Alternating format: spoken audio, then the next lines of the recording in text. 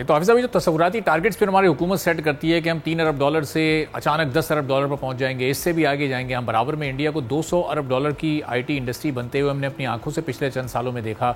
हम अभी तक $3 अरब पर फंसे हुए हैं। ये $10 अरब तक पहुंचने के लिए इतनी मुश्किलात आ रही हैं, तो उससे आगे का तो आप छोड़ ही दें, फिर आने वाले चंद सालों में तो मुमकिन नजर नहीं आ रहा है।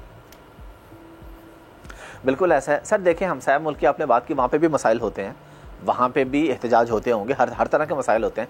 लेकिन आपने कभी खबर सुनी कि वहाँ पे इंटरनेट बंद हो गया 4 दिन के लिए, 5 दिन के लिए इंटरनेट बंद हो गया? मैंने तो ऐसी खबर कभी नहीं सुनी।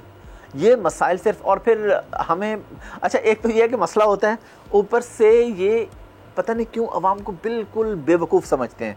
उन्हें कहते हैं वो शार्क मछली आई थी, वो कट लगा के चलेगी। एक तो शार्क भी इतनी पढ़ी लिखी है, उसको पता है कि मैंने सिर्फ 1000 तार में से सिर्फ पाकिस्तानी तार को जाके काटना है। यानी समंदर में पूरी दुनिया कनेक्ट हो रही है ना, समंदर में जो ज़ेरे समंदर जो तारे हैं, जो इंटरनेट का सिस्टम है, वो पूरी दुनिया को कनेक्ट कर रहा है। लेकिन सिवाय पाकिस्तान के कभी नहीं सुना। कभी कभार होता होगा, लेकिन पाकिस्तान में हर 2 महीने बाद एक शाख आती है, पाकिस्तान की तार को छेड़ के चली जाती है।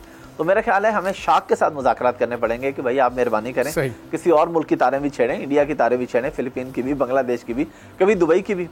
दुबई में पता नहीं शाख को डर लगता है कि जी दुबई में पंगा लिया तो पता नहीं क्या हो जाएगा। वो समंदर में रहने वाली मछली भी दुबई से डरती है, उनकी तार को कभी नहीं छेड़ती।